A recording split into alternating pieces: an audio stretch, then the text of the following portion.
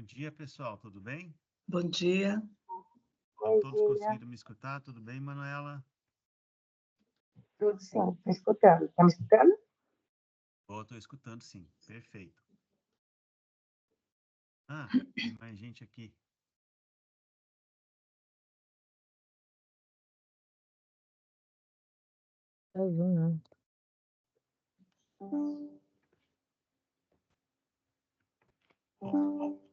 Bom dia. Bom dia, Arson, tudo bem? Tudo, bom dia, professora Manuela. Bom dia, tudo bem? Tudo. Pelo menos são vocês dois que eu estou vendo aqui. Não, tem mais a Eu Lucimar, tem a Natana. eu estou corrigindo aqui, acertando aqui minha câmera. Tá. Bom dia aos demais também. Isso. É uma satisfação estar aqui com vocês hoje. Esse evento é uma copromoção da UniOeste, da Universidade Estadual do Oeste do Paraná, do Instituto Cadabra, da Federal de Santa Catarina. Manuela representa o União Dinâmica Cataratas, né, Manuela? Tá. Temos também a Lucimar. Você quer se apresentar? Lucimar, por favor. Sim, eu sou a Lucimar, eu estou em Porto Alegre, sou geógrafa, e a minha área é planejamento urbano e regional, né? Mas há algum tempo que eu venho acompanhando as políticas públicas, né, que envolvem a questão da cidade. E, evidentemente, a questão, né, do plano, né, de defesa civil foi o caminho que me aproximou de vocês, né, que eu acabei conhecendo o grupo todo e cheguei lá no grupo com vocês. Mas eu estou aqui em Porto Alegre, faço parte do grupo de pesquisa e identidade de território aqui na URGS. Bom, que está conseguindo falar também, né? Está conseguindo participar da atividade. Sim.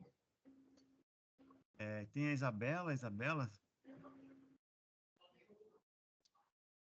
Oi, bom dia. Bom dia. Sou Isabela, sou gestora ambiental de formação e hoje eu estou numa consultoria com diversos projetos para alavancagem de negócios de impacto socioambiental. E hoje, mais especificamente, também atuando com suporte a políticas públicas dentro de governos, etc., para a gente alavancar essa agenda. Joia, você Prazer. está falando aqui de Curitiba? Não, eu sou de São Paulo. São Paulo, joia. Natana.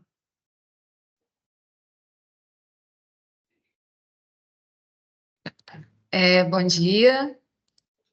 Bom dia.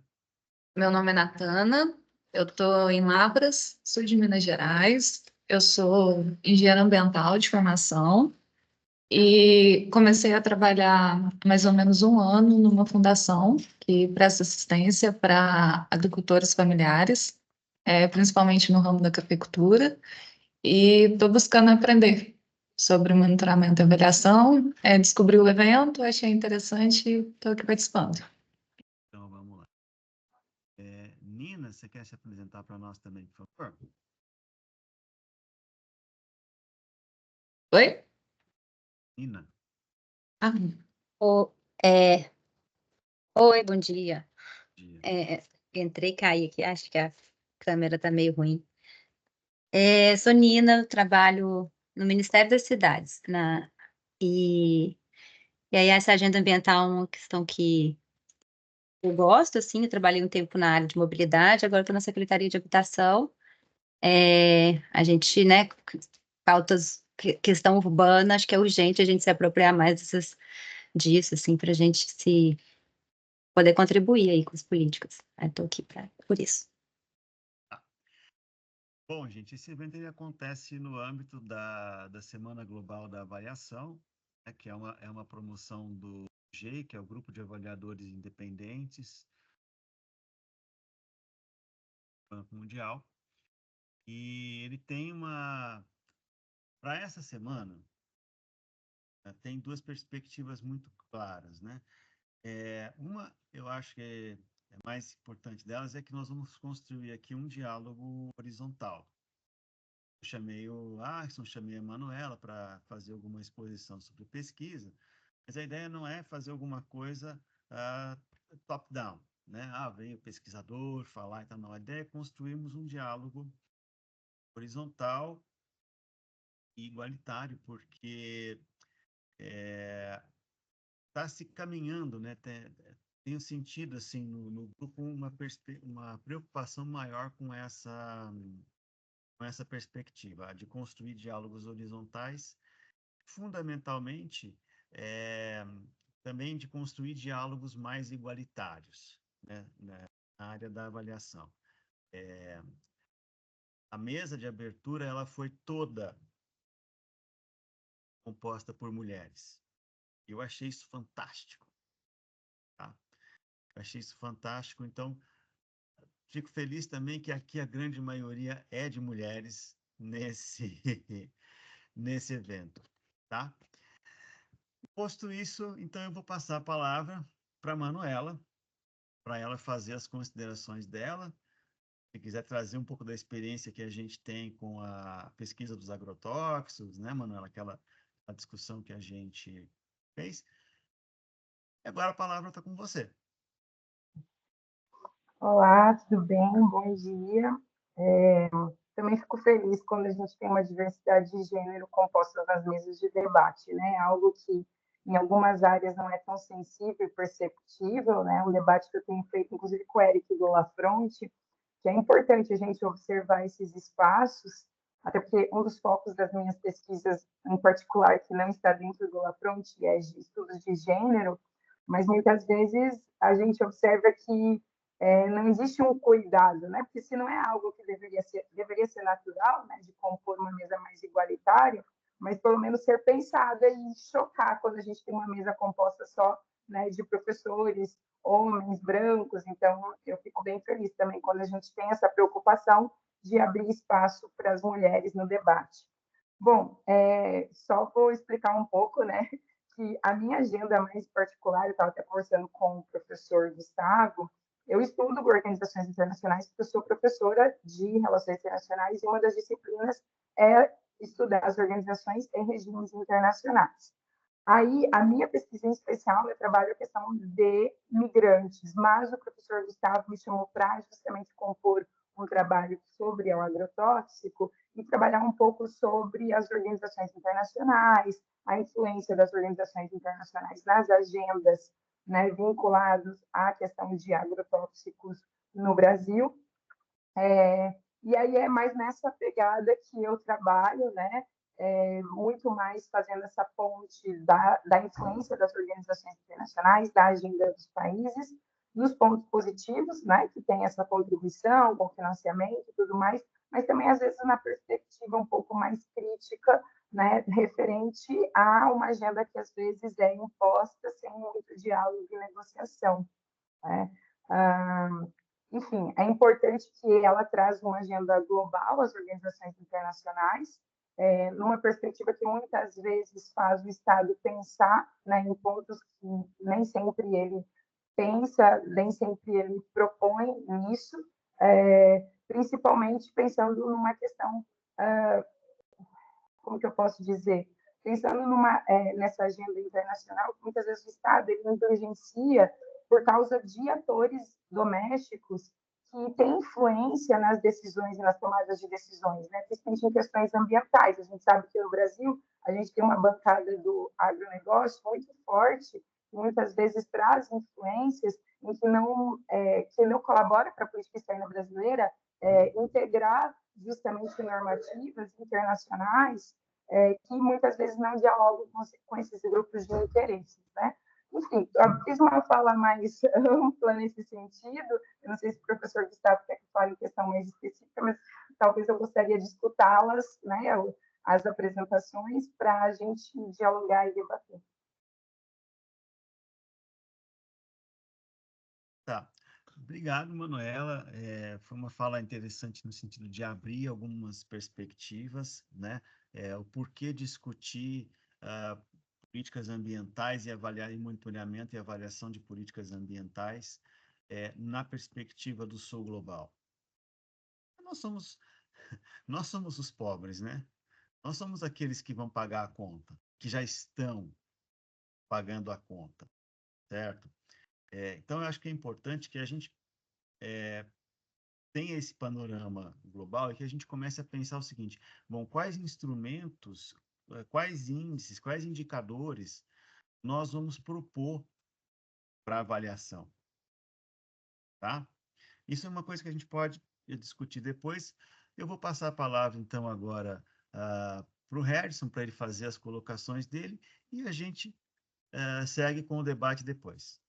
Eu preferia que nossos colegas falassem primeiro, por uma questão de... Na verdade, o poder sempre esteve com elas, né? A gente é que achava que as dominava. É verdade. Isso é uma ilusão. Bom, então, Lucimar, você quer fazer alguma colocação? Você quer dar alguma contribuição? Está sem microfone. Isso, abri o microfone. O Teams não é o que eu costumo usar, então estou aqui no site, usando a versão web, né? Tá. Mas tudo bem. Eu fiquei muito feliz de ver, saber que a Nina representa a Secretaria de Habitação, né, Nina? Do Ministério Sim. da Cidade. O que eu acompanho, assim, já tem alguns anos que eu me debrucei para tratar a questão da democracia na cidade, né? E fiz o meu doutorado em Porto Alegre, mas antes de fazer o doutorado trabalhei, e ainda trabalhei até recentemente no Observatório das Metrópoles, né? 12 anos.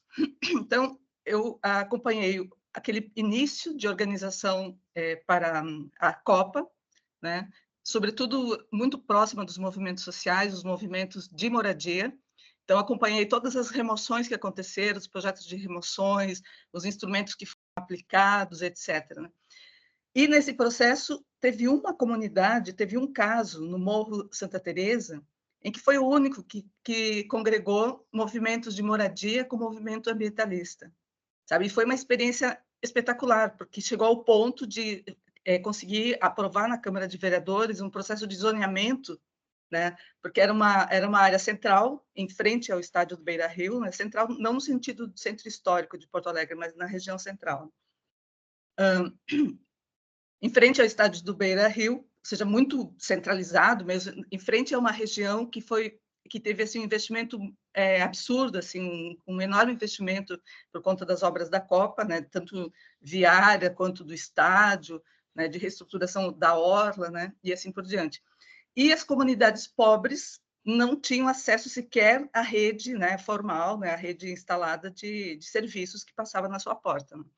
Então, foi muito interessante, porque havia um movimento, alguns anos atrás, um movimento ambientalista de preservação do Morro Santa Teresa, muito forte, né?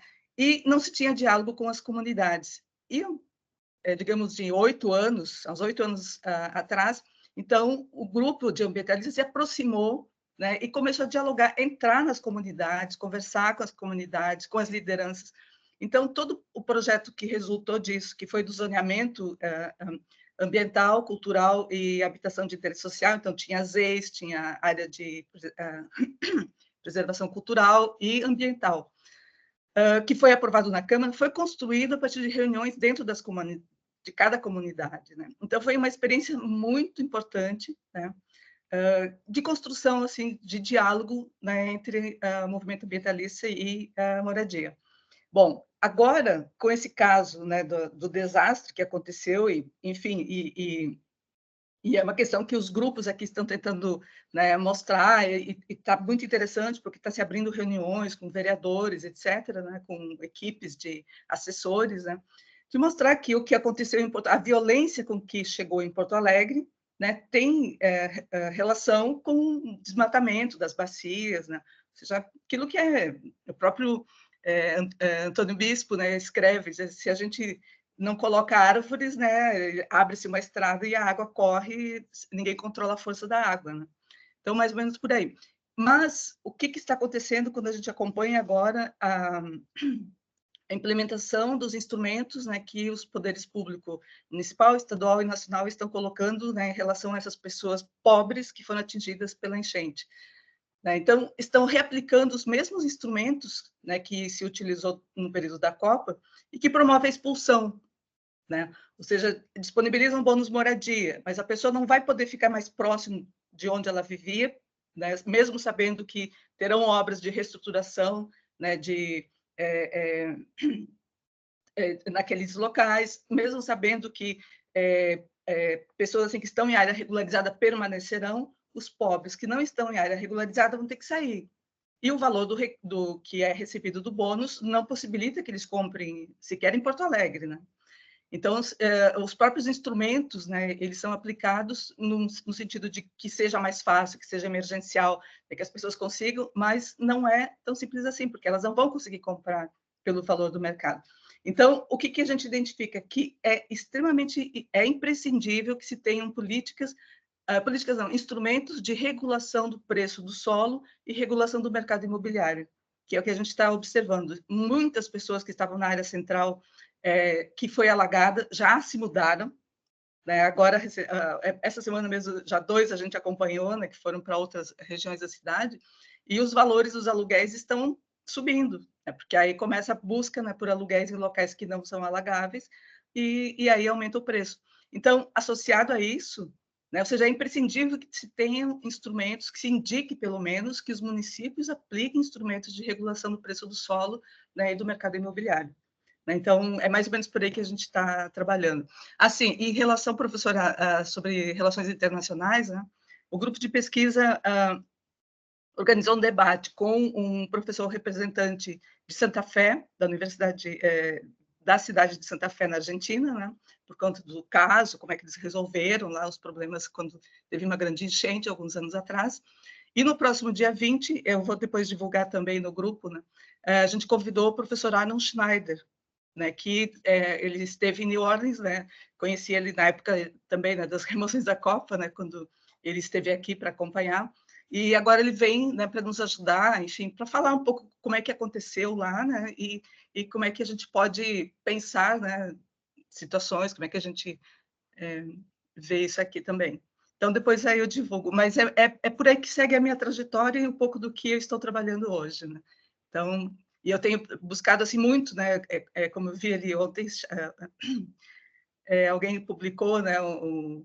Enfim, os documentos, né? Que foram sobre as cidades resilientes, né? E, ou seja, um dos meus papéis agora, né? É tentar construir uma proposta de pós-doutorado, né? Que eu estou nessa etapa, mas analisando as políticas públicas, né? Ou seja, quais são as políticas públicas e como é que elas se materializam no município. É isso. Depois a gente pode seguir. Obrigada. Bom, gente, eu quero dar boas-vindas aqui para a Pamela. A Pamela está falando, acho que, aqui da região metropolitana de Curitiba. Pamela, você quer se apresentar para nós, por favor?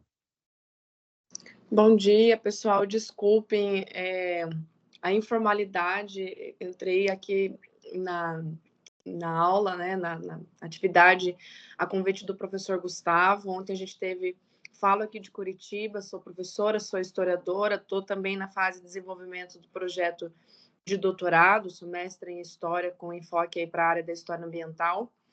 E entrei a convite do professor Gustavo, porque ontem tivemos um evento aqui na cidade de Curitiba, que mobilizou diferentes frentes, justamente para discutir as emergências climáticas na cidade de Curitiba. Então, agradeço a fala das colegas, estava ouvindo agora a colega Lucimar, e estou aqui para aprender junto com vocês. Tá bom. Paulo, você quer se apresentar para nós, por favor? Deixa eu abrir a câmera aqui primeiro. Gustavo, eu acabei de entrar, então me passa as informações do qual é o processo das regras de apresentação.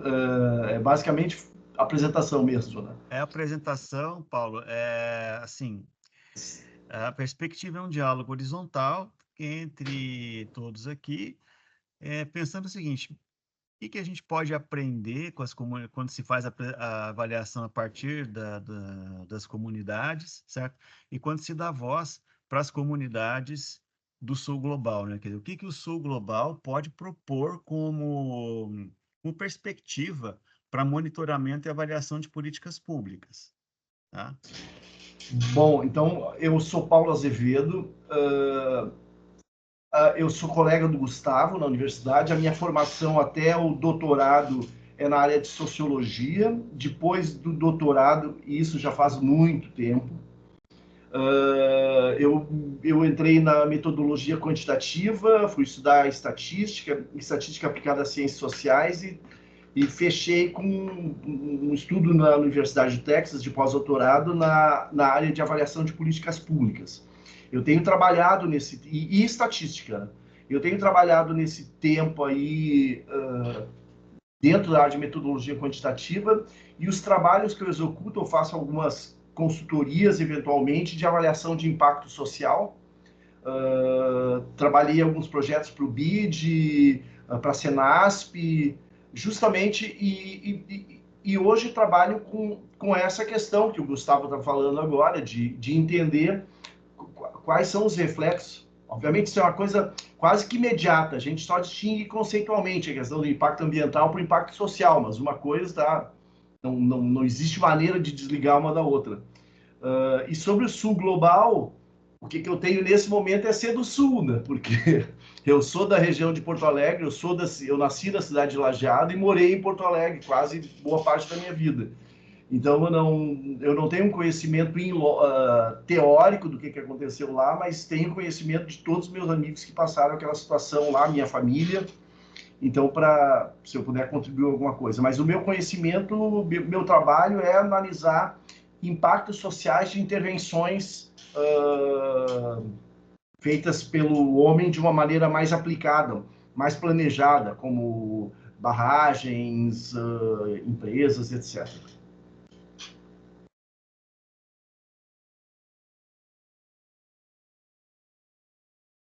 Beleza, Paulo.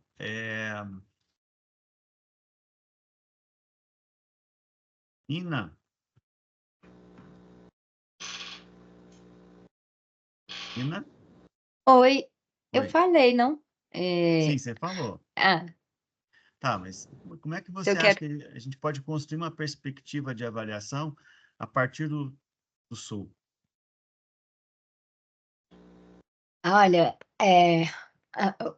acho que a gente tem que se apropriar do nosso contexto, né? Assim, porque eu acho que a gente trabalha às vezes com organizações internacionais, assim, eu acho que tem muito aporte de conhecimento, mas eu acho que muitas vezes é uma reprodução de questões que não considera muito, como você falou, nós somos os pobres ali, sabe? Assim, então, acho que a gente tem que se apropriar e reivindicar a agenda assim, de uma forma adaptada, né, a nosso contexto de desigualdade, ao mesmo tempo com tantos recursos naturais, mas assim, com essa exploração né, capitalista mesmo, assim, com a exploração de tantas pessoas, assim. Então, a gente, Sul Global tem que, não dá para reproduzir simplesmente, né, assim, essas agendas, essas cartilhas de como se trabalha com a agenda ambiental e com a transição climática, assim. E é um desafio, né, assim, que a gente acaba sendo tomado por desastres, isso e aquilo, e de repente surgem, é muito comum, assim, surgem agendas mágicas e como a professora Lucimar estava falando, né, vai reproduzir ali as expulsões e tal. Isso a gente teve oportunidade aí nos grandes eventos, isso em vez de aproveitar esse contexto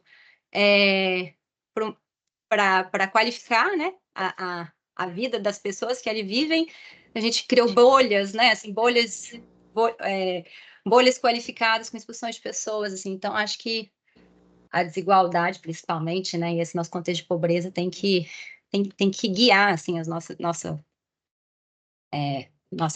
ações. Reflexões, né? Isabel?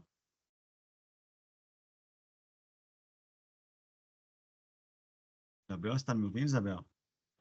Oi, tô ouvindo. Oi. Isabel, vou pedir para você se apresentar e já vou te colocar na fogueira. Tenta dialogar conosco, como é que a gente pode construir perspectivas de avaliação a partir do Sul Global, que não sejam tão excludentes assim, né? Sim, cheguei atrasada, gente, desculpa, mas eu sou a Isabel, eu sou advogada do escritório Ludovino Lopes aqui em São Paulo, e aí compartilharam o link aqui da reunião no nosso grupo, e falaram que seria um assunto super interessante, né, para a gente discutir aqui os impactos da mudança do clima, então vim aqui mais como ouvinte mesmo, e cheguei super atrasada, que eu estava presa em outra reunião aqui, então não sei se eu consigo responder agora essa pergunta. Tá bom. Vou te dar um tempinho, então. Passo a palavra para a Natana.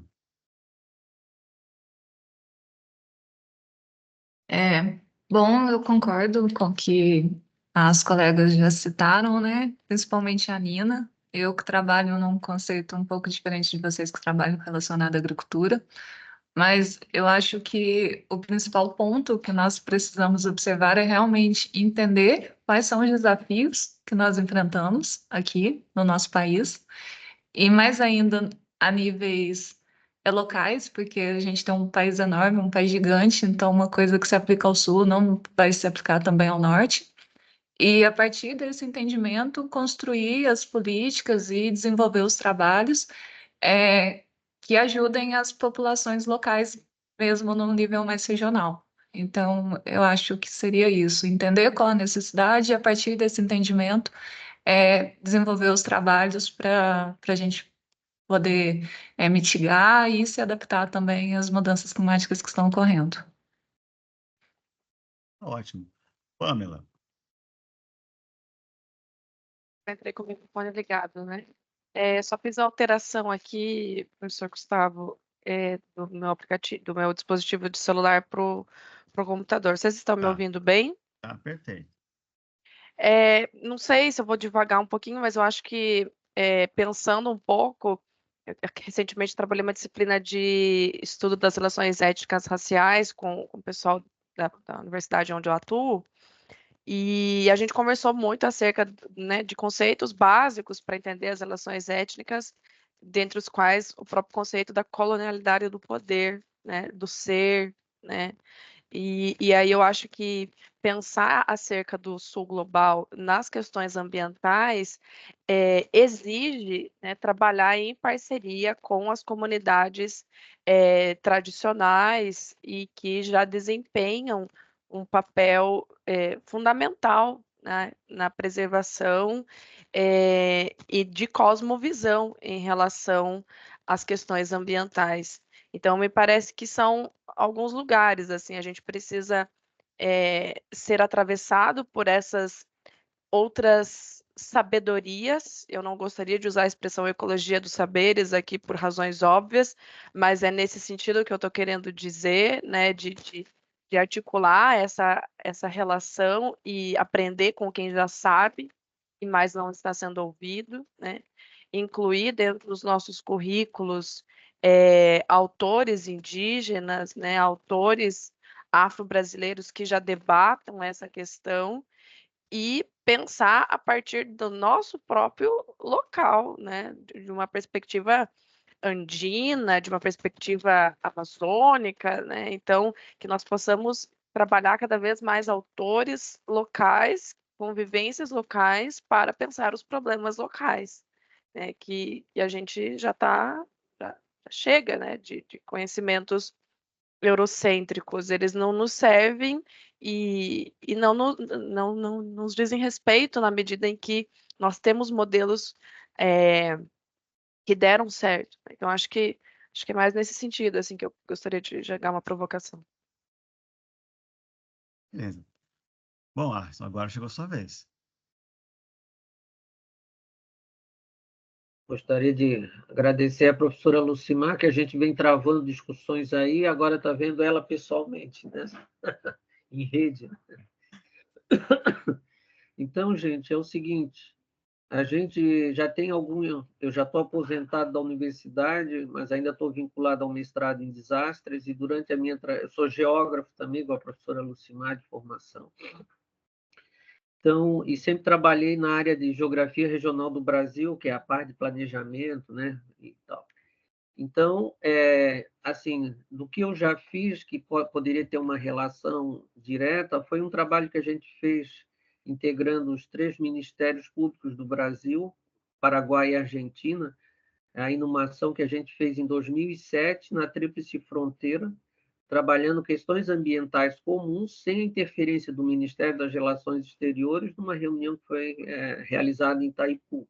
Ou seja, então a gente pode fazer alguma coisa sem governo, sem ministro, né? Porque há 15 anos eles estavam tentando resolver e não faziam nada. A gente, no final de semana, resolveu. Isso foi uma dissertação de mestrado, que depois a gente acabou ganhando um prêmio na França, num congresso, pelo resultado da iniciativa, que acabou gerando aí as promotorias de justiça por bacia hidrográfica, né?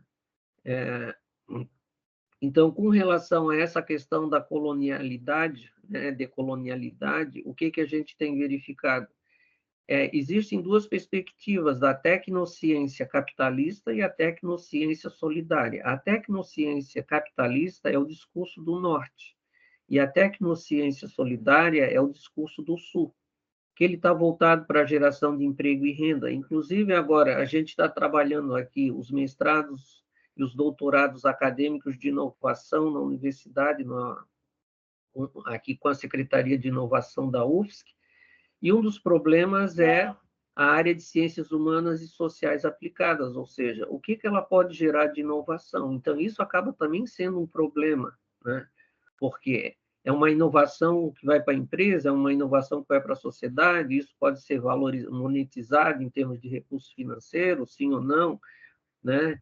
E, em linhas gerais, o que tem acontecido? A gente tem acompanhado aí todas as políticas, né, de uma maneira geral, na área de gestão de riscos e de desastres, e há algum tempo a gente tem visto, por exemplo, que existem vários problemas de competência comum, que é administrativa, e concorrente, que é legislativa, entre União, Estado e município. Isso já é conhecido de todo mundo, né? Aí a OCDE, agora, a partir de 2019, começou a desenvolver o que eles estão chamando de sandbox regulatório, que são experiências para você poder organizar aquilo que foi separado, tentar juntar para fazer a coisa acontecer, né? Por um outro lado, também a gente tem o IPEA, que criou aí 2 manuais em 2018 de avaliação de políticas públicas. Até tem na internet, né? É um manual de avaliação ex ante, que eles chamam assim, né? Ex ante, e o ex post, né? Então, esses 2 manuais, eles praticamente detalham e trazem vários indicadores de como você criar uma política pública que seja consequente e depois como avaliar resultado, né? E para fechar aqui, só mais uma fonte que eu acho interessante, é o José, tudo bem que ele é do Norte, né? Mas ele traz uma contribuição para o Sul, que eu acredito, né? É o José, que já foi ex-presidente do Banco Mundial, no livro dele, Globalization and Its Discounted, que ele traz o conceito de tempística, que eu utilizo bastante, né, que é o tempo de transformação social, né? Então ele diz o seguinte, né, que 75% de tudo que o Banco Mundial financia no mundo não dá resultado nenhum, exatamente por desconsiderar os contextos locais, as dinâmicas, as culturas.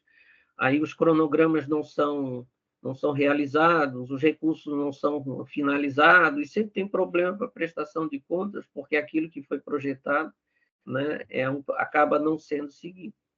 E outra questão também para a gente pensar, né, é o financiamento das políticas públicas, porque tudo vem dinheiro de fora. E aí, se vem dinheiro de fora, vem a regra de fora, tem que ser para isso. E aí não tem como a gente fugir, né?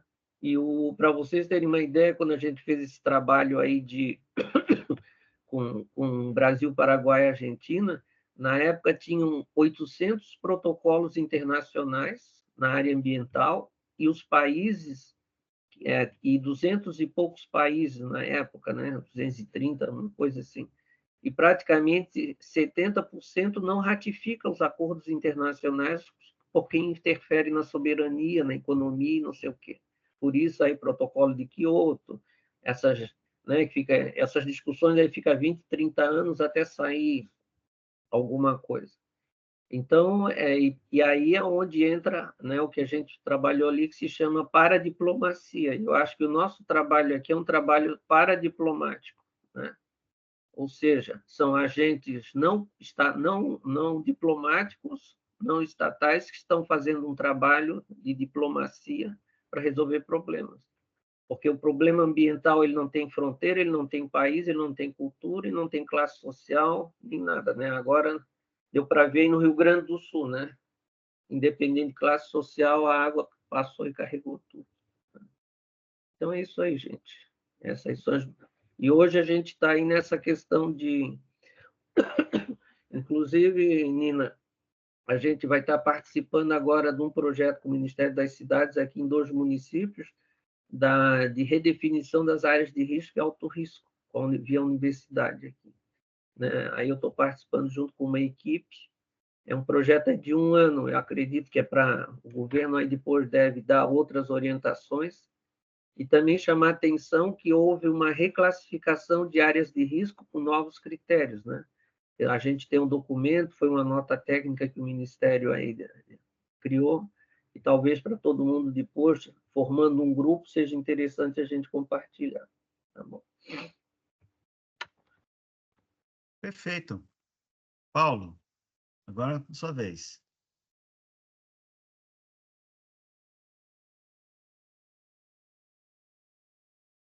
Paulo? Gustavo, como eu estou ingressando no grupo agora, deixa eu ouvir mais algumas falas para poder colocar o que eu posso contribuir com qualquer coisa. Me deixa para a próxima rodada, por favor. Tá bom. Nós temos mais uma pessoa que entrou aqui na sala, Durra Candil. We have one more... Oi? É a minha aluna que convidei. Ah, tá. Ela... Posso falar em português, então, né, Manuela? Pode. Ah, tá bom. Então, Durra, por favor, se apresenta para nós, contribui com o debate.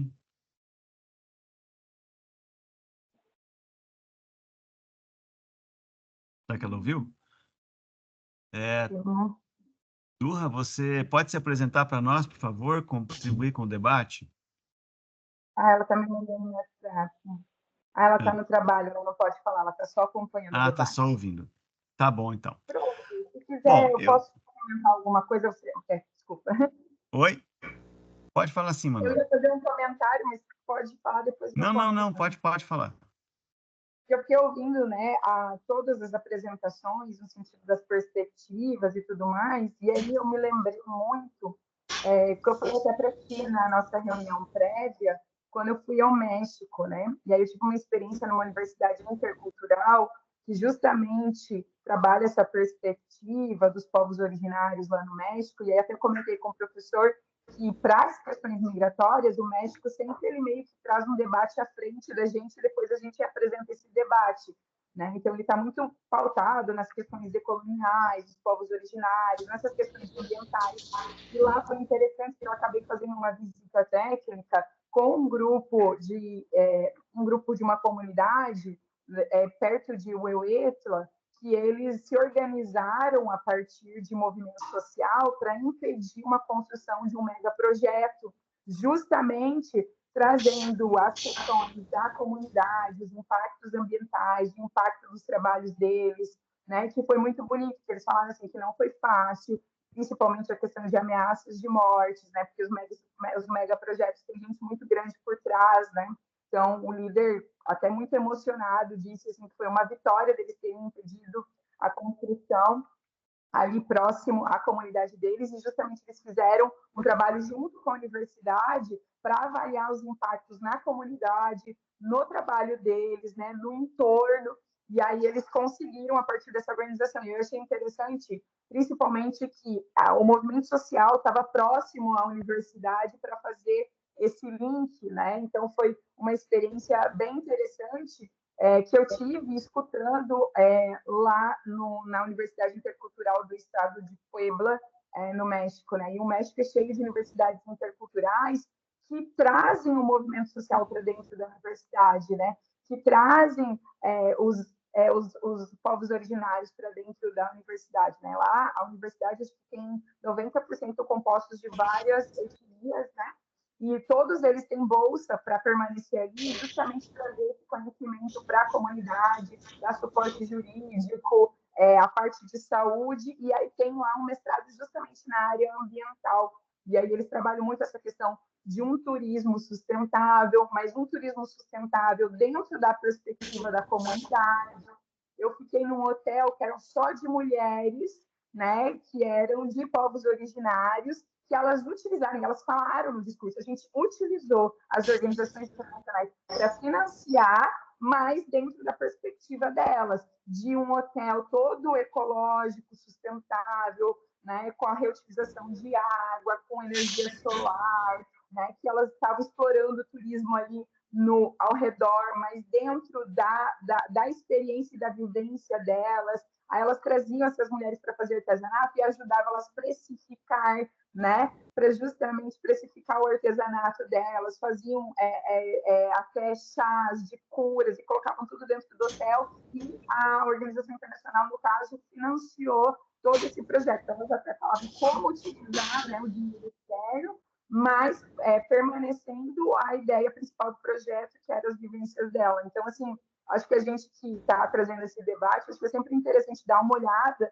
né, nas discussões que estão sendo feitas lá no México, porque foi uma vivência diferente. O professor Gustavo sabe, né? Eu fiz um mestrado aqui na UniOeste, o professor Fernando foi meu orientador, que trabalha com movimentos sociais, né? O movimento do MST, mas foi uma experiência muito diferente essa quando eu fui no México, né? Do quanto eles já são articulados, né, para trazer o conhecimento local, as vivências da comunidade, mas se articular com a agenda internacional, assim, eu achei interessante. E também as pressões que eles fazem no governo mexicano, né? Aí a gente tem ali o próprio movimento zapatista, né? Lá, que é o primeiro movimento transnacional que usou internet. Então, assim, trouxe aqui para a gente, talvez, pensar a partir da vivência lá do México.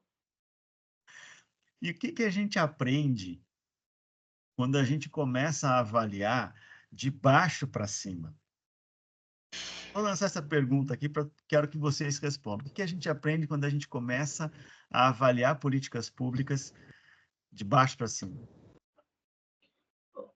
Eu poderia falar inicialmente. Há um mês atrás, eu participei de uma live para o CEMATEM sobre as questões psicológicas, que eu também tenho 2 formações de psicologia, né?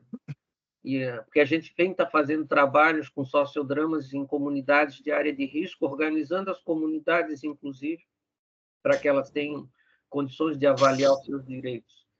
Então, o que a gente observa quando a gente ouve de baixo? Primeiro, um discurso contrário a toda a lógica dominante, né, de que nós somos controladores. Quem mora no morro é pobre, quem mora lá embaixo é rico, né? A gente aqui é tratado como marginal, mas é a gente que limpa a casa deles, é a gente que cuida dos filhos e é a gente que faz as casas que eles moram, né? Eles não têm conhecimento da estrutura do setor público e da área do direito e dos seus direitos em linhas gerais. A gente, como universidade, atingindo e trabalhando com comunidades de área de risco, eles entendiam que a gente, como universidade, é que teria que resolver os problemas deles, quando, na verdade, são problemas de ordem pública que a municipalidade deveria resolver. Por um outro lado, a municipalidade não está nem aí para áreas de risco, né? Para eles é até vamos dizer, usar a expressão como eu já ouvi, é até bom que venha uma avalanche e tire tudo, porque é um trabalho a menos que a gente vai ter com essa população. Eu já ouvi isso, infelizmente. Tem gente que pensa ainda dessa forma, né? E a construção de uma nova lógica, Gustavo, ela se estabelece a partir de um diálogo. Então, a partir do momento, porque, por exemplo, se a gente está querendo construir uma perspectiva decolonial, a gente primeiro tem que reconhecer quem somos nós, porque a gente perdeu a nossa identidade, né? Até a forma como a gente pensa, né? A forma como a gente pensa, às vezes a forma como a gente age, os autores que a gente utiliza, as metodologias que a gente utiliza, é tudo praticamente do norte. O que tem de nós naquilo que a gente ensina? Praticamente quase nada. Até porque os programas exigem certas características, e aí a gente ainda é fiscalizado pelo MEC, CNPq e por aí afora. Então, as bases lógicas, por exemplo, para uma nova política, para uma nova racionalidade, para mim, parte do reconhecimento da gente começar a identificar quem somos nós, que a gente ainda está discutindo o que é decolonial, mas com a cabeça, vamos dizer assim, na colonização. E o que eu estou observando também é o seguinte, esse movimento está bastante grande. A gente participa ali da rede da professora Renuka, né, que é uma rede da Inglaterra. Eu acompanho ali todas as ações do continente africano. Eles estão num movimento totalmente contrário a tudo que está se fazendo no mundo, ou seja, eles lá parece que não perderam a identidade deles. Ah, mas ia fazer canteiro, plantar árvore, isso é coisa retrógrada? Não, para eles dentro da lógica deles, é aquilo que vai funcionar, que vai resolver, né? E pensando aí dentro da perspectiva das experiências, a gente vê, por exemplo, o Banco Grameen lá de Bangladesh, né? Que o Mohamed Yunus também lá começou, tá? Com mulheres. Tem o Bunker Roy lá com a Universidade dos Pés Descalços, que eu acho uma experiência interessante, né? Que é uma universidade sem doutores, mas são pessoas tipo essa que a professora Manuela trouxe aí do México, se bem que essa do México acho que deve ter professor. Né? Tanto que, algum tempo atrás, a reitora da Universidade dos Pés Descalços era uma menina de 14 anos. Né? Então, são essas iniciativas que me encantam. Eu acho que se a gente conseguisse avançar, porque, na verdade, essas pessoas não têm poder de fala, elas não são ouvidas. Né? Então, como é que a gente... É aquela coisa, como é que eu posso criticar um aluno que ele não é criativo, se eu não crio nenhuma possibilidade dele se expor dentro de uma disciplina, ou dele criar, ou dele fazer qualquer coisa. Que ele tem que seguir um modelo, um padrão, uma metodologia. Então, eu nunca vou saber o que ele tem a oferecer. E, através dessas técnicas que a gente utiliza, a gente consegue fazer com que as pessoas, inclusive, passem a ter sentido de grupo, que é uma coisa também que a gente perdeu. Né? Ah, é o norte, é o sul. Né? Vocês viram aí, tem gente condenando o sul, o norte, o sul, o nordeste, essa coisa que ainda tem dentro do Brasil, que o nordeste é isso, que o sul é aquilo, e o Amazônia é não sei quem, esses regionalismos que é isso tudo, na verdade, ao invés de nos unir, acaba nos desagregando. Né? E eu acho que a gente tem aí um território bastante fecundo para criar um conjunto de perspectivas, né? De trabalhar uma política pública, vamos dizer assim, brasileira, né? A partir do Brasil e não a partir de diretrizes de bancos internacionais ou de agências de fomento. Perfeito. Paulo. Vocês estão me ouvindo? Sim. Eu tenho uma perspectiva muito pessimista com a questão. Óbvio que toda vez que a gente lê, eu estou falando especificamente na ordem de avaliação de impacto social de intervenções. E há muito tempo já, pelo menos desde a década de 90, quando se fala da questão das gestões democráticas, em que você insere os afetados de uma intervenção no processo de gestão, da própria intervenção e do entendimento da avaliação de impacto social como ato de gestão para ampliar a democratização do próprio conjunto de intervenções dentro de uma perspectiva de sustentabilidade. Eu acho que isso já está definido dentro da literatura já há muito tempo. Né? Quando a gente olha para o mundo de uma maneira geral, a gente tem situações assim, como aqui do lado da nossa cidade, onde eu e o Gustavo trabalhamos, que estão instalando um frigorífico de abate de porcos que vai abater 15 mil suínos dia.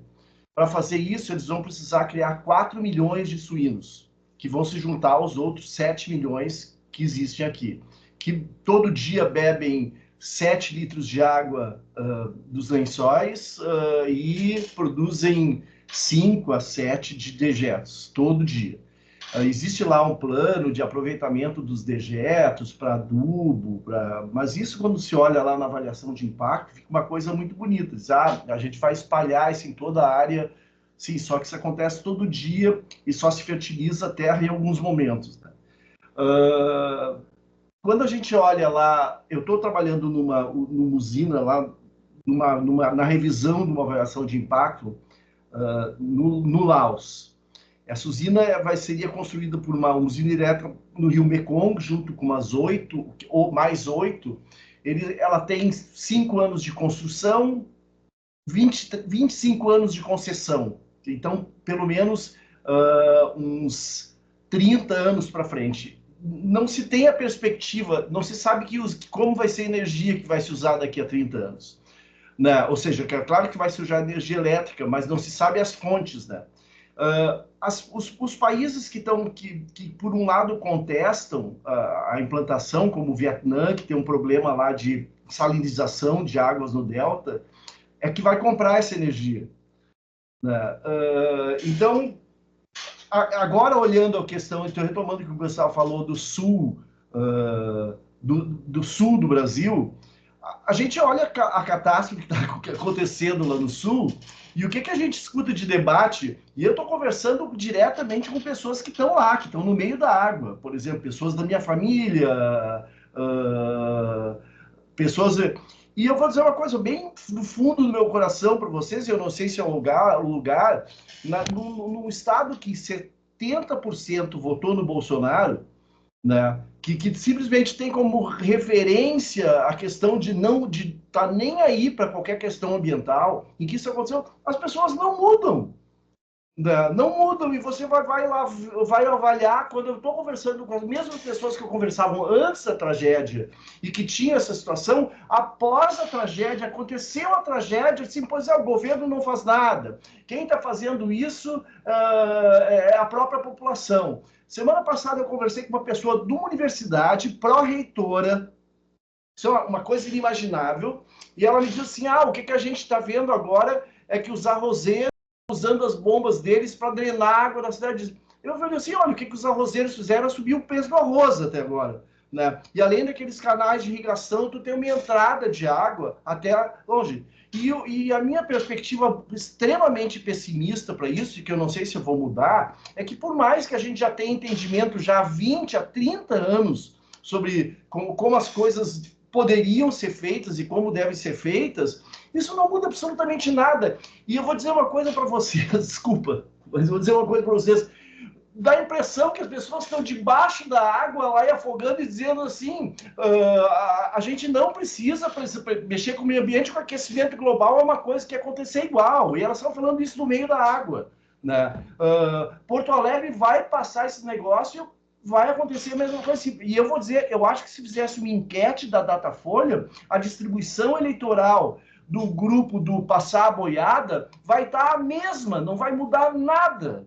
Né? Então, eu não sei como trabalhar com isso, eu trabalho nisso, eu acredito nisso, eu acredito na importância disso, mas eu participo já participei de projetos em que as pessoas dizem assim, olha, a gente não contrata o avaliador para dizer como a gente vai fazer, a gente contrata para dizer como fazer o que a gente quer fazer, e se não gostar, vai embora. Né? Na medida que não tem investimento de instituição de financiamento internacional, como o Banco Mundial, o BID, que tem um controle mais sério, as pessoas fazem o que querem. E a população, em certa medida, bate palma. A gente no Paraná agora está vivendo a questão da privatização, estou falando demais, da escola pública. Mas aí no Paraná agora o negócio é a consulta popular. Eles estão com o projeto das escolas militarizadas, mas fazem concurso. A taxa de aprovação de escola militar é 90%. Né? Então, eu não entendo muito como entender. Eu já li a minha formação de entender mudança social, de entender processo social. Mas a gente está vivendo num estado que está se afogando por causa de determinadas... Sofreu danos irreparáveis na região onde é que eu nasci. Tem cidades que sumiram no mapa, sumiram, não existe mais essa cidade. Você vai para aquelas pessoas que saíram da água, refaz uma enquete sobre questão ambiental, é a mesma coisa. As mesmas pessoas lá que eu conheço são as que drenaram área de manancial há pouco tempo para ampliar, e vão continuar drenando, né?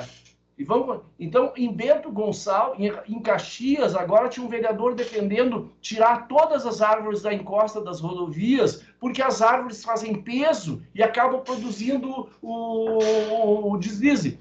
E ele vai se reeleger. Então, eu tenho uma perspectiva extremamente pessimista sobre isso e já faz muito tempo, está cada vez pior a minha perspectiva pessimista. Então, desculpa, essa é a contribuição não contribuinte que eu posso dar. Não existe contribuição não contribuinte, Paulo. Existem pontos de vista, e é importante que eles apareçam. Eu não entendo, aí tinha que falar com o professor que trabalha com psicologia, de tentar entender como é que isso acontece, porque dá a impressão que se a pessoa estivesse afogando e dizer, olha, aguenta mais um pouquinho, vão passar mais um pouco de boiada, a coisa melhora. Eu não entendo como é psiquicamente esse processo acontece nas pessoas, de não ver o que está acontecendo exatamente na cara, né? Deixa a Lucimar falar, que ela está com uma levantada. Ótimas as intervenções, eu adorei, Paulo, teu desabafo. Mas é perfeitamente compreensível, né? Eu fiz assim algumas anotações focando, né, na pergunta que o Gustavo fez, tá? E aí eu já vou dialogar com o Paulo também depois. Na verdade, começar a contar. É exatamente isso que acontece, Paulo. E às vezes chega assim a dar uma frustração tamanha, principalmente por ser geógrafo. Não sei se o professor Harrison pensa o mesmo, né? Eu fico conversando, eu sou geógrafo, meu marido é geógrafo, é professor na universidade, trabalha com formação de professores também.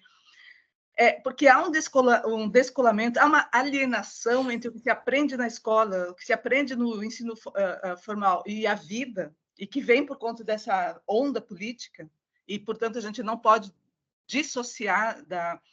Não sei se o termo é o adequado, sobre uma qualidade, que tipo de democracia é essa que a gente vive, né? Ou seja, uma democracia formal de votar no prefeito, no governador, no presidente, né? Ou seja, qual é esse entendimento, né, do que é a democracia, que tem que ser analisada junto, sabe, com o que é que está acontecendo no Brasil. Não só no Brasil, né, mas vamos ficar aqui. Mas é perfeitamente compreensível, Paulo, o teu desabafo, sim. E por isso que também eu coloquei aqui como um aspecto, ou seja, quando a gente olha do ponto de vista das comunidades, falo comunidades, mas pode ser, né, depende do conceito, de uma associação de moradores, de um grupo organizado, de pessoas pobres que estão em áreas, né, que sejam mais pobres, né? Tem um professor espanhol que chama de último cidadão. Eu não gosto de usar essa expressão, mas eu entendo perfeitamente o que ele quer dizer. É aquela pessoa que sequer tem dinheiro para pegar o ônibus para ir procurar um imóvel para comprar, que é o caso agora do bônus moradia. A pessoa não tem dinheiro para sair do lugar onde ela vive hoje, de onde ela vivia, né, que foi alagado, até a Caixa Federal para se inscrever num programa. Então, essa pessoa que me interessa, esse grupo de famílias da população que me interessa. E, portanto, quando a gente olha para o debate sobre a questão do clima, né, é imprescindível que se inclua a questão da desigualdade, ou seja, como é que se entende, como é que a gente supera, como é que a gente tenta elevar, né, diminuir a desigualdade para poder tratar a questão do clima. Por que as pessoas ocupam locais que são na cidade? Estou falando em termos de cidade. Por que as pessoas ocupam locais que são ambientalmente sensíveis, que são áreas de risco e assim por diante? Porque o mercado não se interessa por esses locais. E é onde que sobra, então vai ficar lá, né? Enfim. No momento em que o mercado se interessar, ele vai dar um jeito. Ele vai aplicar tecnologia, né, vai aplicar todas as normas lá, né, que tem de normas técnicas para construir numa Florianópolis, é o caso, né, o que é o morro, o que é o maciço central, né, ali da cidade, né? Então, a desigualdade me parece que é um aspecto que precisa urgentemente a gente incorporar na nossa discussão, né, sobre a questão ambiental e, evidentemente, a questão climática também. E, portanto, né, quando eu olho para o que se discute em termos... quando a gente está discutindo a questão da adaptação, né, eu olho a adaptação e adaptação de base comunitária, para mim, me parece também que é fundamental que a gente se debruce sobre esse aspecto, né, porque eles trazem elementos extremamente importantes para a gente conseguir responder a isso. Uma das questões que se coloca quando a gente observa é o isolamento das políticas públicas. Cada política pública segue uma linha, a política habitacional segue uma coisa, a política de resíduos sólidos a outra. Aí, quando chega no município, pega uma prefeitura, por exemplo, a de Porto Alegre, que declaradamente, isso eu ouvi do secretário de Governança, numa reunião com o Fórum da Agricultura Urbana, ele dizia que eles não têm interesse em políticas públicas, o que importa para eles são ações que eles podem desenvolver em 4 anos. Né? Então, é uma visão de mundo deles.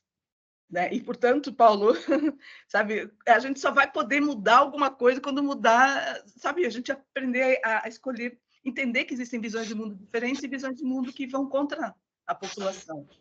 Né? Então, resgatar debate da importância de políticas públicas, tentar debater que as políticas públicas, hoje, elas estão isoladas, né? Cada uma está seguindo a sua caixinha e chega... Eu ouvi numa reunião do orçamento participativo... a primeira que aconteceu depois da pandemia, né? Uma briga assim, absurda entre o pessoal da assistência social com saúde, né? Porque existe um equipamento público num bairro aqui em Porto Alegre chamado... eram as praças do PAC. Né? Então, tinha equipamentos esportivos, tinha equipamentos, né, culturais, biblioteca, etc., cinema, né? E que o pessoal da assistência social, né, reservou um espacinho, então também atende do ponto de vista da assistência social, mas não é um equipamento da assistência social. Então, quando aconteceu a pandemia, esse grupo que atendia na comunidade saiu, porque não era o espaço deles ali, e deixou a comunidade desassistida. Então, se discutia a possibilidade da saúde também ter um atendimento ali para facilitar o acesso da pessoa. Ou seja, o morador precisa ir na assistência social, vai na assistência social, vai na saúde, vai no atendimento médico, a criança já vai brincar na pracinha, já vai andar de bicicleta, vai usar a biblioteca, etc. Né? Mas foi assim uma briga absurda, porque o recurso vem para cada política pública separado. Né? Então, não pode ter de compartilhar o espaço. Bom, eu estou me alongando também, mas só para dizer que quando a gente trata da questão ambiental e quando a gente vai conversar com eles nas comunidades, que a gente começa a identificar, isso aqui resolve com o pessoal do resíduo sólido, isso aqui resolve com o pessoal da habitação, isso aqui resolve com o meio ambiente. Né? Então, quando a política pública chegar, sabe, conseguir debater entre si, conversar entre si, dialogar, e não chegar, cada um, eu quero o meu recurso, né? E aí, enfim, aí esbarra nessa questão do recurso, vai fazer quem botar recursos, se vier recurso de fora, aí as regras vêm de fora também, e assim por diante. Então, o que eu entendo, assim, que a importância que eu vejo, né? Não dissocio, não... a gente tem assim, um debate também bastante importante sobre o papel da universidade, até onde a universidade vai, né? Agora com a questão da extensão, etc. Né? Dá para ter tudo, inclusive a extensão, inclusive ter essa questão de trazer os movimentos para dentro da universidade também, né? Tem essas experiências que são importantes. Né? O que é isso? É política pública de educação, dialogando com outras políticas públicas. Né? Então, é o como fazer. Né? E também como a gente ouvir as comunidades, como a gente... E assim, da minha experiência pessoal, né, tem a ver também com uma influência de um etnógrafo que trabalha com população em situação de rua no Nordeste, né, e nem era brasileiro.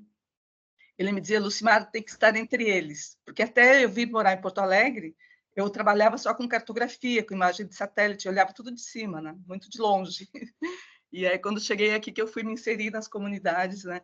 E dizer assim, você tem que estar entre eles, né? Então, estando entre eles, que a gente vai perceber quais são as dificuldades, quais são as alternativas que eles encontram, né? Que eles propõem, e a gente, né, fazer essa... Não é troca, não sei, como é que a gente junta, como é que a gente reúne, a gente faz essa experiência de trazer o conhecimento técnico, acadêmico, formal, dos conceitos, né, com o que eles trazem das suas experiências de vida também. É isso. Obrigada, gente. Obrigado a você, Lucimar. Pamela?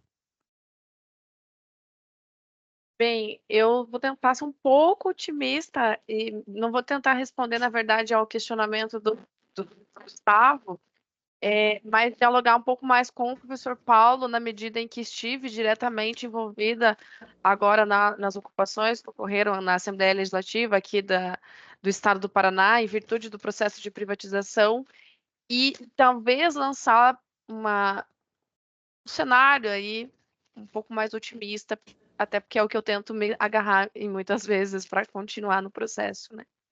Mas uma coisa que apesar de todo o retrocesso, né, que para quem de alguma forma não percebeu o que ocorreu ao longo dessa semana, né, mas foi aprovado, né, em segundas instâncias, o processo de privatização de 200 escolas do Paraná. E houve uma mobilização por parte da classe estudantil secundarista que eu não via há um certo tempo. Então, eu lembro, por exemplo, do movimento de 2015, né, do governo do Beto Richa, e assim, mesmo naquela ocasião, havia uma classe forte, né, do corpo docente, professores aposentados, professores inativa, mas eu não lembro de em 2015 ter visto a classe estudantil tão articulada como eu vi agora, segunda e terça-feira, assim. Então, professor Paulo, se eu puder lhe trazer algum tipo de alento, né, eu vejo, inclusive, alunos, esse ano e ano passado eu não estou na educação básica, estou no ensino superior, mas trabalhei até 2021 na educação básica, e assim, a minha esperança, de fato, continua residindo na educação, sobretudo nas novas gerações que estão vindo fortes, assim, percebendo, né? Acho que às vezes a gente fica com uma visão meio superficial, assim, esses conflitos geracionais, né? De olhar para os jovens e falar, essa juventude não quer estudar, quer só né, se promover em redes sociais, enfim. Mas como professora de quem trabalhou na área de história, inclusive, dentro da educação básica, né, percebo uma movimentação. Então, o movimento estudantil ele não morreu, ele permanece e, inclusive, marcou presença dentro dos movimentos ali. Então, acho que é um pouco nesse sentido. No mais, com relação à resposta do professor Gustavo, reitero, assim, acho que a gente consegue aprender quando a gente olha a partir do Sul. E aí eu não estou falando do sul do Brasil, porque aí conforme o professor Paulo, embora eu seja do sul, eu gosto de olhar a partir de algumas latitudes acima, né? Acho que a gente tem outras regiões, macro-regiões brasileiras que dão melhores exemplos, mas aí eu acho que a gente aprende olhando a partir da perspectiva da inserção dos povos originários, assim, então, a partir dessa inclusão cada vez mais crescente dentro dos currículos. Mas vamos fechar por aqui. Paulo, por favor. Eu acredito, obrigado pela intervenção de conforto, de alento da Pamela, mas olha só, é claro que eu acredito exatamente que todo esse processo, assim como as transformações ambientais, elas se dão no próprio tempo delas, e às vezes é um tempo longo, mais de uma geração, eu acredito que esse processo só pode acontecer via educação, né? E isso aí tinha que estar inserido no processo de educação. Por exemplo, eu trabalho numa outra área, uma situação aplicada, que a gente estuda evasão no ensino superior. E atualmente nós estamos deslocando a investigação de evasão no ensino superior para o ensino médio, né? Porque a gente está buscando, olha, evasão acontece na universidade, mas ela começa no ensino médio. Que é, por exemplo, o sucateamento das licenciaturas, né? Por exemplo, nós temos 30% dos cursos aqui da UniOeste que não tiveram concorrência. O curso de Geografia, especificamente, que o Lucimar falou agora, que é geógrafo, e o marido também, o curso de Geografia não está tendo candidatos para manter o curso, existe uma preocupação da universidade, como é que a gente vai manter isso das licenciaturas em geral, né? Então, eu acredito que se tiver alguma solução, uma solução de médio prazo nisso, é nesse investimento pesado em termos de educação básica, no sentido de incluir essas demandas lá no ensino básico, pensando que quando se fala em educação ambiental no ensino básico e médio, as pessoas vão entender, eu vou dizer assim, a política do Paraná, por exemplo, vai entender que, ou boa parte da população vai entender que isso é ensino ideológico, né? Porque a questão ambiental foi tomada, entre aspas, foi tomada, infelizmente, por um movimento de esquerda. Então, falar disso, colocar isso dentro do processo que já existe, né? Mas colocar dentro do processo constante, eu acho que é um caminho para você chegar e ter gente que vai olhar com outros olhos para a situação, mas também, aí voltando novamente um pessimismo, a gente está as licenciaturas estão sucateadas, né? Quando a gente avalia no contexto de evasão, agora a gente está trabalhando num projeto envolvendo as 7 universidades públicas do Paraná. Isso é um movimento geral. Aonde ocorre evasão? Em curso noturno, em curso de licenciatura, com famílias com renda de estudantes que trabalham e tem pais com baixa escolaridade, coisa assim. Isso é um modelo, a gente está tentando modelar matematicamente isso, mas a gente não sai muito disso. E as licenciaturas estão... Então, eu colocaria como um ponto. O meu otimismo, a minha percepção de uma saída é no campo da educação, né? Sério. Mas, ao mesmo tempo, eu retomo o pessimismo dizendo assim, que a gente está num processo constante de sucateamento das licenciaturas, né? Principalmente na área de humanas, né? Geografia, história, ciências sociais, etc. Então, eu volto a dizer que existe uma saída, mas é difícil, né? Vocês chorando dessas coisas. Harrison, por favor. Gente, eu vou precisar sair 11h30, que eu já tinha uma reunião, aí eu acabei tendo que rever o horário, mas só reforçando aí a professora Lucimar, né, da divisão das políticas públicas, hoje esse é um dos grandes problemas, porque se divide o orçamento da União, se divide as ações, e o que você, quando vai nas comunidades, você vê assim, resultado zero, porque são 10 pessoas querendo fazer a mesma coisa e na cabeça deles eles não entendem aquilo e aí o resultado é zero. Esse é um outro problema. Mais uma questão também, professora. Nessa nota técnica que foi reavaliada pelo Ministério da Integração Nacional, redefinindo os critérios de áreas de risco, o Ministério da Educação e o Ministério da Saúde não foram envolvidos, o que contraria a própria intersetorialidade que é prevista na Política Nacional de Proteção e Defesa Civil. Então, você vê, já foi um instrumento que está sendo usado, que é oficial, que vai ser utilizado para o país inteiro, aonde a educação e a saúde estão fora, né? E para o professor Paulo, eu quero dizer para você o seguinte, eu sou extremamente otimista, mesmo vivendo no mundo. Tem uma amiga que é budista que ela diz assim, a gente tem que ser igual a flor de lótus, límpida, branca e maravilhosa, mesmo estando no lodo de onde ela tira o nutriente. Né? E o Banco Mundial, aliás, o Fórum Econômico Global fez uma pesquisa, se você entrar lá na área de inteligência deles, é interessante. O que eles estão definindo hoje que está acontecendo na educação em todas as áreas é a perda do sentido de finalidade, né? Então, o que acontece? Para que estudar? Não tem emprego, fazer o quê? Então, faço qualquer coisa, vou ser influencer, vou fazer isso, vou usar droga, vou fazer não sei o quê, vou ser rap, né? Então, isso tem levado à violência. A gente, inclusive, tem feito trabalhos aqui em escolas, o grau de adoecimento e de psicopatologia assim, é extremo. Isso sem contar na universidade, né? Que o povo não gosta de falar essas coisas, porque parece que a universidade todo mundo é super-herói, mas não é. A realidade é bem outra, né? Então, a gente está vivendo um ambiente, assim, às vezes eu brinco, eu postei outro dia lá na rede, parece assim, o fim da história do último homem lá, do Francis Fukuyama, né? Que parece que acabou tudo, não tem mais saída, né? Mas a gente tem que resistir, a resistência que nos faz mover a mudança. Agora, vê aí, com todo esse esforço lá em Gaza, né, todos esses bombardeios, muitos países já estão reconhecendo o Estado da Palestina.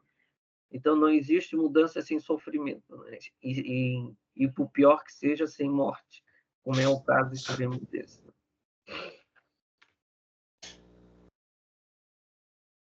Muito bom, gente. Eu vou fazer uma outra colocação aqui.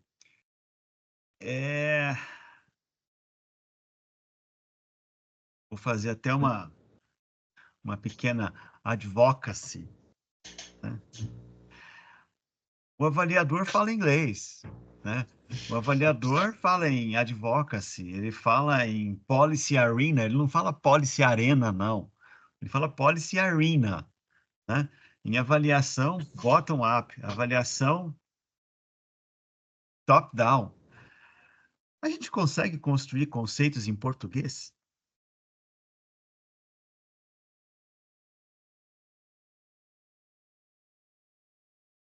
Porque nem os conceitos em inglês a gente consegue entender direito. A tradução é péssima, né?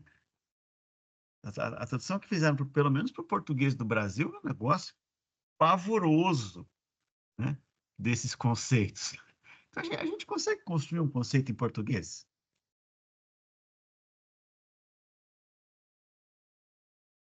Pamela. Gente, eu sou professora, vocês não podem me deixar falar muito, que eu vou falando mesmo, né? Estamos só usando professores, mas eu terminei recentemente, até tá aqui comigo, um livro, e foi a primeira vez que eu vi alguém falando sobre isso, tal como eu senti na graduação.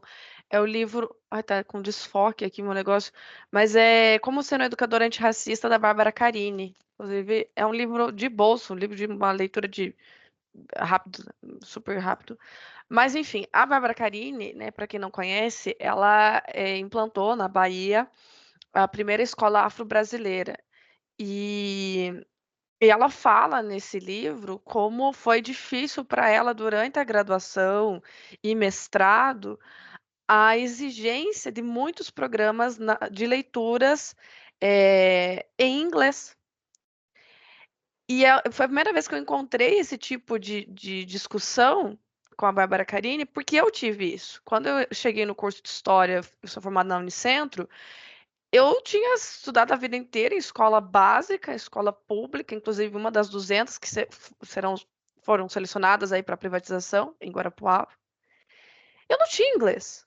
Eu nunca tinha feito um curso de inglês, não tinha feito Wizard, CCBU, enfim, qualquer coisa do gênero. Não tinha domínio de inglês, porque o inglês que eu tinha contato até então na educação básica era um inglês, infelizmente, bastante precário. E desde teoria 1 da história, introdução aos estudos históricos, até mesmo a disciplinas ali voltadas para a discussão da história do Brasil. Então, Brasil 1, Brasil 2, eu tive muitos textos obrigatórios do programa em inglês.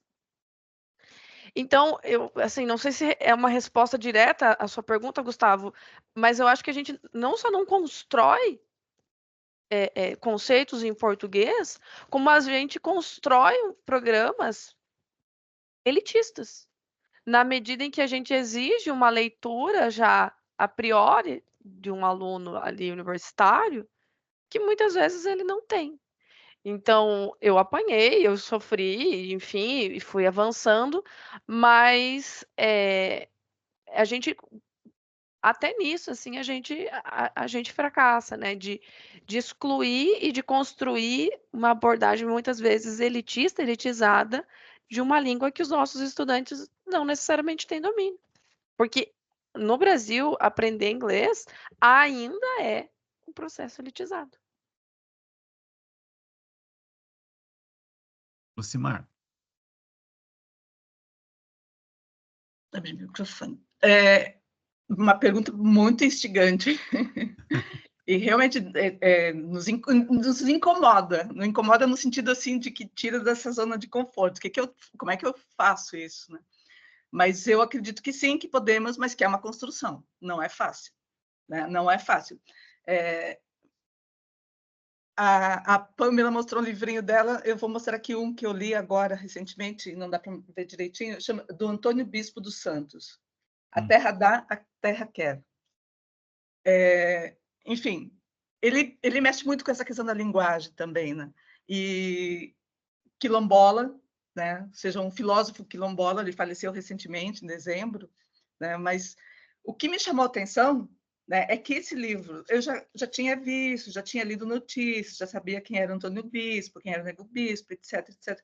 Mas tá, chegou, né? A questão é que a leitura desse livro foi provocada pelo grupo de estudantes do grupo de pesquisa, o pessoal que está na graduação, o pessoal que está no mestrado, né? Vamos fazer um seminário de leituras? Vamos fazer. E aí eles mostraram os livros que eles gostariam de colocar para discussão. E chegou esse tipo de literatura, né?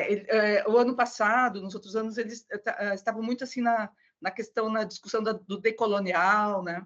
Mas, e agora não, agora eles chegaram nessa outra proposta, ou seja, como é que a gente lê, então, esses autores? Como é que a gente fica sabendo dessas pessoas que estão nas comunidades, nos grupos indígenas, que já é mais comum, né, a gente ter assim, os escritores, que é Naktaí, né? Mas os quilombolas já são mais difíceis a gente encontrar uma literatura a respeito, né? E aí eles trouxeram isso. E eu achei isso fantástico, porque se dependesse de quem é mais velho, quem é os veteranos do grupo de pesquisa, a gente ia trazer o Birkman, ia trazer... que também é importante, eles reconhecem a importância de fazer essas leituras também, né? Mas esse desafio que você nos coloca, Gustavo, está nesse tipo de literatura, sabe? E não, olha, não é simples, esse livrinho aqui, uma linguagem muito simples, mas me incomodou muito, porque tinha muita coisa que eu dizia, não, mas isso não pode ser assim, não vai dar certo assim. Eu sempre tentando encontrar os pontos fracos dele, né? Não, mas olha, ele também segrega, ele também diz o nós e eles, né? Mas eu acho que isso que é o interessante desse tipo de literatura, né? Que ele nos provoca, ele mexe com aqueles conceitos, aquela forma de enxergar o mundo assentados, né? Que a gente se assentou sobre eles. Né? E essa tua pergunta também. Então, essa tua pergunta ela desacomoda a gente. Como é que a gente constrói? E agora? Como é que eu faço? Por onde eu vou? Né? E me parece que esse é um caminho, e essa experiência que a Pamela traz também, né? É importante, sabe, a gente olhar para esse tipo de literatura, né? Sair um pouco daquela, sabe, a gente começar a olhar as margens dos rios, né? Como é que são e tal, e o que essas margens nos ensinam, é mais ou menos isso. Né? Mas não é fácil. Não, não é fácil. Eu também, assim, na pesquisa que eu estou fazendo, dos cadernos de indicadores aqui, eu estou começando a trabalhar com dois tipos de dores, né? De um lado, a dor do... Eu não gosto daquele conceito do Lipski de burocracia do entremeio. Eu gosto de usar um conceito curitibano. Eu falei burocracia vina, burocracia salsicha, né? A dor desse pessoal é uma dor muito intensa, né? Porque, de um lado, tem a pressão da sociedade civil, né, que enxerga a política pública fragmentada, a política pública que não funciona, né? Do outro lado, ele tem a capacidade técnica grande de pensar essa política pública, mas ele tem a pressão da alta cúpula da burocracia que trava, que desmantela, que bota para trabalhar lá no último postinho de saúde do município, né? Tudo mais. Dar voz para esse pessoal é um negócio importante. Porque quando essa dor começa a aparecer, é por onde você começa a pensar mecanismos de tratar, né? Do outro lado, você tem a dor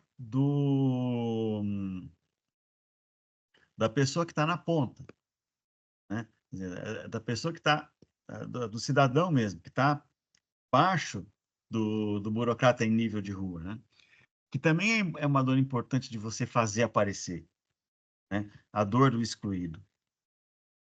Mas eu entendo que é um processo, é uma coisa que você vai fazer assim, ó, não, peraí, começou aqui, vamos lá, vamos fazer, vamos publicar o resultado da pesquisa, vamos provocar mais um pouquinho, né? Quem sabe a gente cutuca um pouquinho mais fundo para ver se sangra mais um pouco, para ver o que a gente tem que fazer, né?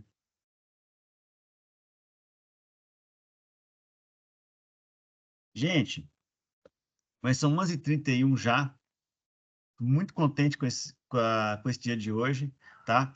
Eu vou deixar no chat o meu telefone, tá certo? De contato. Vou pedir para que vocês me mandem o contato de vocês ali, tá certo? Com o nome completo, para eu poder depois organizar a listinha de participação, deixar todo mundo certificado, bonitinho, né? Como disse uma colega nossa hoje, né, Pamela, no grupinho que a gente criou ontem lá da reunião com o grupo do Gora, as redes sociais têm que ser alimentadas, mas o currículo Lattes também. A Com gente certeza. não foge disso. Tá? E sabe o que eu estou achando interessante dessa questão do currículo Lattes, né? Hum. É que não estão acontecendo assim nos grandes seminários, nos grandes congressos, né? Os pequenos debates, esses pequenos... Nossa, é extremamente, sabe, interessante Uhum. e é produtivo do ponto de vista, não produtivista, mas do sentido de que a gente se sai fortalecido, né, também, com novas Com ideias. certeza. Uhum. Eu não encontro o chat aqui na minha versão web, mas, Gustavo, eu estou ali no grupo, tá? Eu te chamo ali, te passo meu contato e o meu... Combinado. Então tá bom, gente. Grande abraço para vocês. Fiquem com Deus. Gustavo, Até a próxima. Oi, Paulo.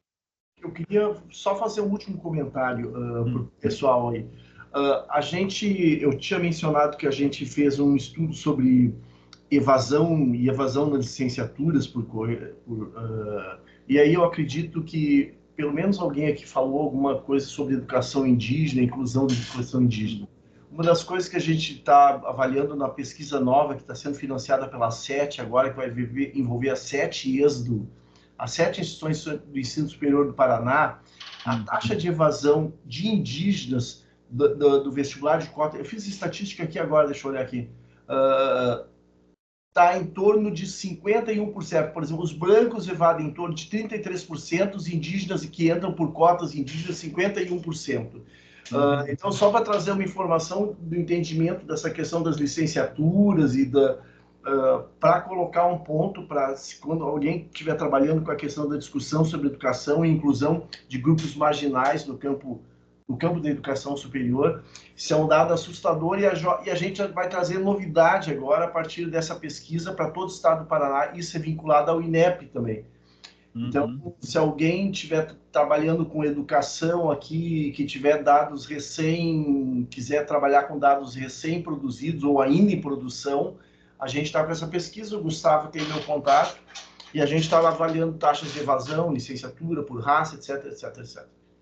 Tá bom? Paulo, eu gostaria muito desse trabalho, porque a gente está com... Começou ontem, né? Ontem à noite. Veio um grupo de trabalho aí por iniciativa acredito eu que foi do deputado Gora, aqui em Curitiba, de discutir questões ambientais. A educação entrou e a gente fez uma proposta muito legal ali, muito desafiadora, né, Pamela? Que as ruas da cidadania passem a discutir questões ambientais aqui em Curitiba. Né? Assim, é um brainstorming, eu não sei que rumo isso vai tomar, né?